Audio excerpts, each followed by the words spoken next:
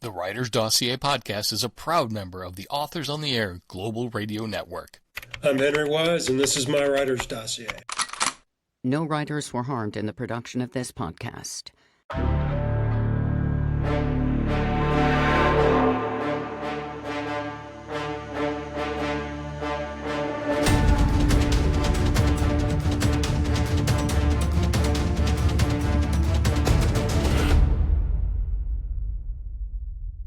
Hey everybody, welcome back to another episode of the Writer's Dossier here from the Dossier Podcast Studio, Writer's Room, and occasional speakeasy. So, Joe, we got to have you in here sometime. But tonight, we're joined today, whenever you're listening or watching on YouTube, I have Henry Wise on the show right now. Henry, thanks for joining us, man. Thanks, Jeff. This is awesome. And joining you, I love these types of interviews. Joe Brosnan, my pal from Grove whatever, because it is growing and he's taking over. So, Joe Brosnan, thanks for joining us too, man. Hey, Jeff. Yeah, I'm happy to be here. Excited to chat.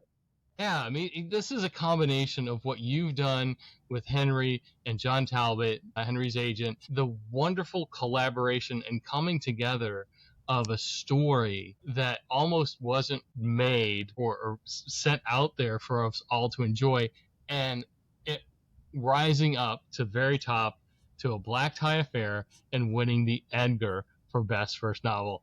And this is not an I told you so moment, but Henry, I have been in your corner since the beginning, and I'm so happy for you. And Joe, I'm so happy for you because I've seen you move up step after step after step, and holy shit, Holy City was amazing. And I'm kind of quoting my buddy Scott Blackburn on that. But Henry, you wrote a banger, and it's not just me saying it. Everyone said it. So again, congratulations. Well, thanks a lot. Yeah, I appreciate everything you're doing. Yeah, I appreciate you, and Joe, you too. And Joe, I owe you back for a drink from last time. So we'll catch up.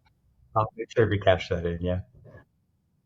But we get right to it here at the Writer's Dossier. We respect your guys' time because we know you're busy doing amazing things, and our listeners are in the car or they have a few minutes to catch something. This is the episode to catch because, like I said, we've got two amazing guys on. I'm going to jump right into these questions. We talked to a lot of writers here about their process. Tom Straw writes his books out of a fountain pen. You write things out longhand, and then you use an old typewriter. Where do you go from there? Do you just put those type sheets in a shoebox and mail them off to Joe and hope he figures it out? I mean, how does it work from there? Yeah, I mean, that's a good question. And it's, I mean, typically what I do, and the reason that I love the typewriter is that it forces me to create, to move forward, it gives me a kind of a built-in second draft because I have to transcribe into the computer. And so that's what I do. I mean, it's very time consuming, no question about it. But, you know, what makes me sound really old, but with word processors, you could spend a week on a paragraph. You don't have that kind of time. For me, it's about getting to the end of a first draft to see if there is an arc, if there's something to work with. What about Control-C, Control-V? For those of us who are familiar with keyboard shortcuts, that's copying a section and moving it to like another part of the chapter. Is there a lot of pen circling and arrowing? Definitely. Okay.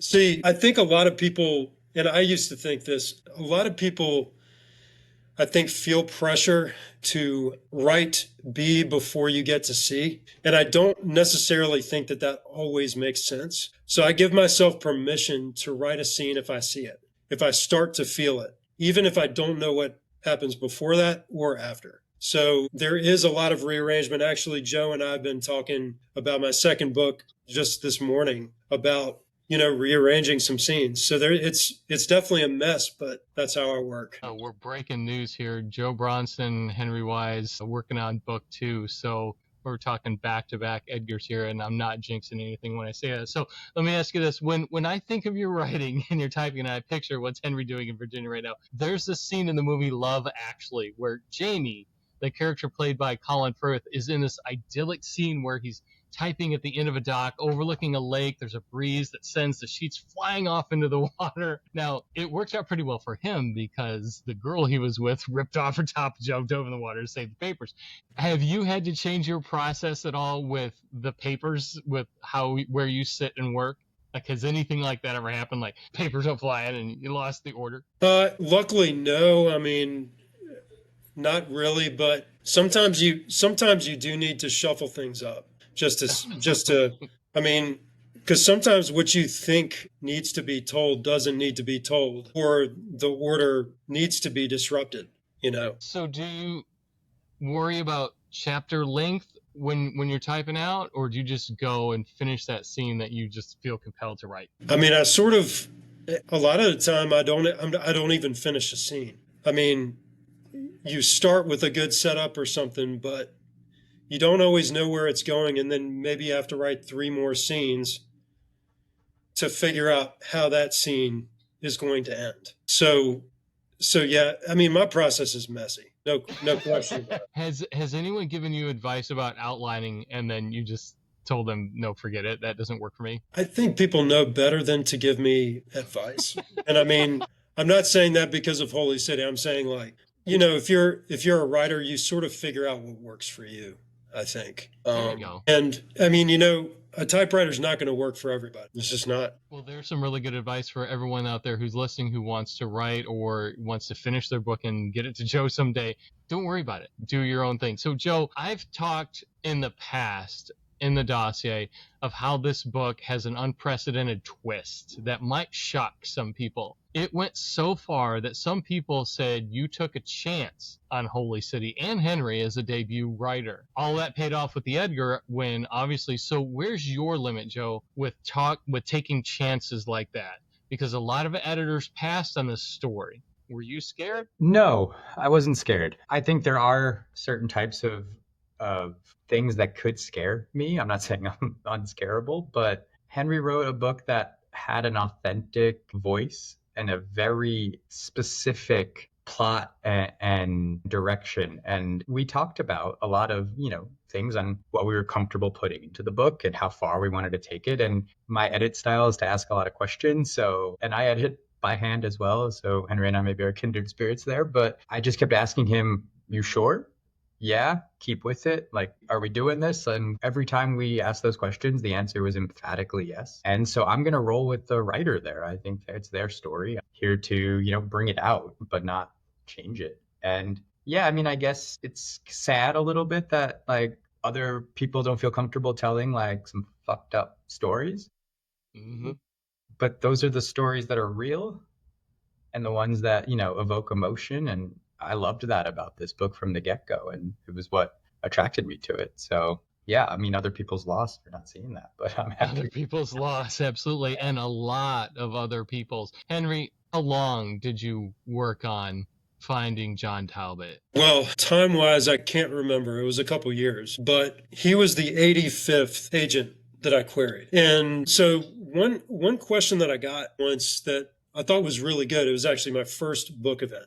Somebody said, well, how could you be rejected 84 times and then be poised to, you know, it seems that your book is set to do okay. And, you know, I don't have an answer for that, but I do know that if I had stopped at 75, I never would have gotten John Talbot, never would have gotten a deal. And so some people will say, you know, I've queried 5 agents, I've queried 10 agents. That's just not enough. Rejection is truly, and truly is 99% of what I know. Well, then after John, how long was it until Joe came along? That's the incredible thing. Joe was the first person we sent to. We got rejected by, you know, we sent probably to maybe 8 editors, but Joe was the first. I remember it was right around the 4th of July. And then we did a round to other people. But, you know, John Talbot was like, I think, you know, Joe seems to be a really good fit for this. We're going to try him first. He did not respond first, which is actually something that, you know, we weren't sure, you know, where we stood. But that was something that impressed John, was sort of, he was like, yeah, I like how Joe kind of took his time, had some other people look at it. And so when he came to the table with an offer, it was like fully, there weren't any more contingents really. It was just like, can we work together? But time-wise, the incredible thing about that was, once I got John, it was 5 months until I got this book deal. Mystery Mike's was born in 1986, but Mike Bursaw's passion for books began way before that. When he was a boy, the bookmobile in Minneapolis would park across the street from his house, and Mike would check out as many books as were allowed. By the time he was 15, he was working for a wholesale bookseller, and he's been selling books ever since. Mystery Mike is a legend in the book community, and after a long career, he's closing up shop. It's tough to see the store close, but that means another thing: 45% off their entire inventory. Take advantage now. Things are literally flying off the shelves and being shipped all over the world. Head straight to mysterymikes.com and get a great deal on books you're not going to find anywhere else. That's mysterymikes.com. And thanks, Mike, for everything you've done for all of us. With Joe. That's because John's amazing and he's in the dossier. Y'all are in the dossier. So, Joe, what was your process like? You I don't know if you knew, hey, I'm one of 8 here who have this. May not have known that. So if you go into this blind and you see this banger, do you just start passing it around and say, hey, I think I've got something here? Or did it go differently with you and your colleagues? Yeah, so I mean, we're in a little bit of a house at Grove Atlantic, right? I'm the point person here for all like our crime and mystery and thriller submissions. As a result, I am inundated with them. There are You are. simply not enough Hundreds. hours in the day to get through what I have in my inbox. And that's only gotten more and more the case. And so when there's a pecking order, and I knew John from before this deal. We had actually done a deal together when I was at Minotaur Books for Steve Erzani's series.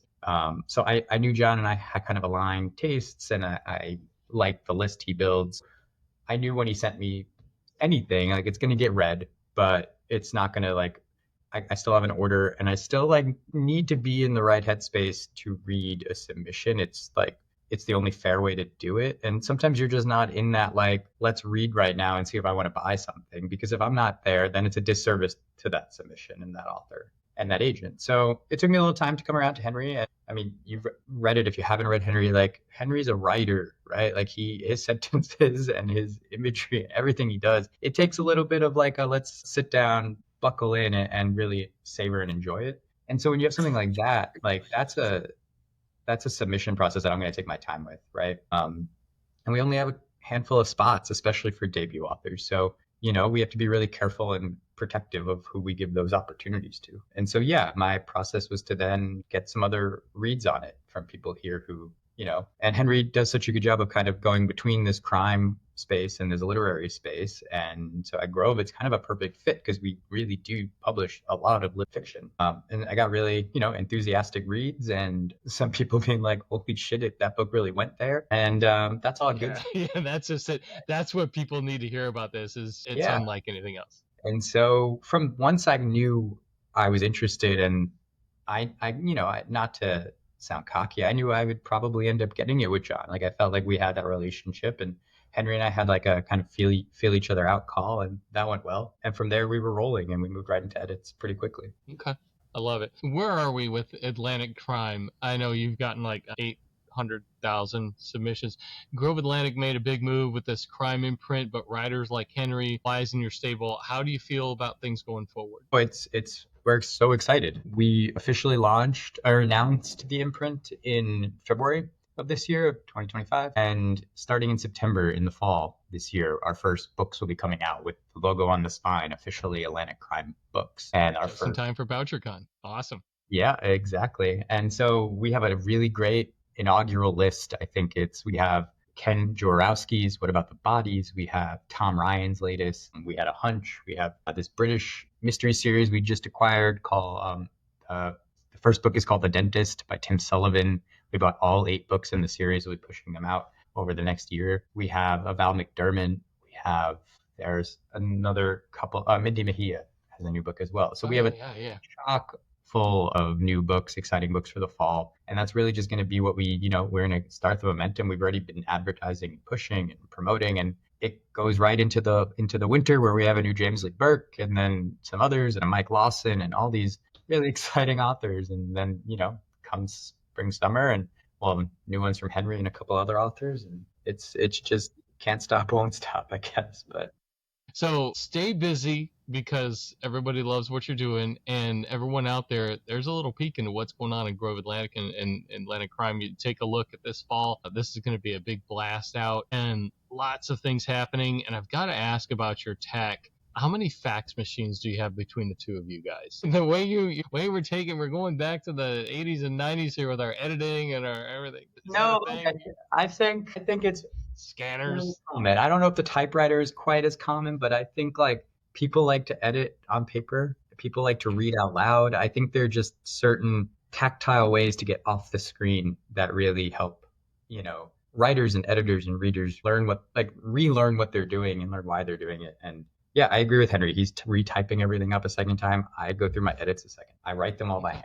So many of half of my comments maybe around that don't actually make it into the edit because they're questions I'm scribbling, but that I can answer later on. And if I was doing it in one Word doc, I'd have to read that Word doc again. And I don't know, I've spent too much time on my computer. I don't need to read a Word doc 2 times. Yeah, you've got to have an efficient process because you've got so much going on. Henry, what can you tell us real quick about your next book? You don't have to go into anything you don't want to, but I mean, people are discovering this book and they're going to want something else. So what have you got for us? Yeah, I think the most important thing to realize is that it zooms, it's the same world. It is a sequel of sorts, but you will be introduced to a new cast of characters as well. But I think what really pulled me in was the Snakefoot region that appears in Holy City. It's sort of this underworld where just things don't entirely make sense and just weird things happen. We're zooming into that kind of swamp area in Southern Virginia. And so almost the entire book takes place there. Awesome. All right. Well, we're looking forward to you putting something together on the campus of VMI. Maybe we can have some kind of Citadel VMI rivalry going on there. But we appreciate the regional emphasis that you bring and the specificity of that. It reminds me of Sean Cosby, when he gets into a zone like that. So everyone, Henry Wise, that's all you need to type into your Google search. And then you can buy anything that Joe Brosnan puts out because things are happening there. So guys, again, thanks so much for joining us. I'm so thrilled for both of you. Can't wait to see you about VoucherCon. I know we've hung out together in the past, and I'm really looking forward to some more time together and keeping what you're doing. Guys, thank you so much for joining us tonight on the podcast. Everybody, get to know Henry Wise, henrywise.com, groveatlantic.com. Is that the best place to? Okay, Joe, there you go. Yeah, groveatlantic.com. Follow us on socials, do all those things. And Jeff, thank you.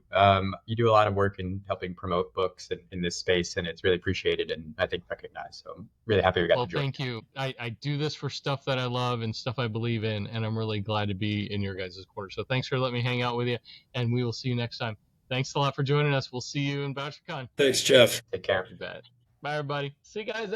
The Dossier Podcast is a production of The Idea Academy.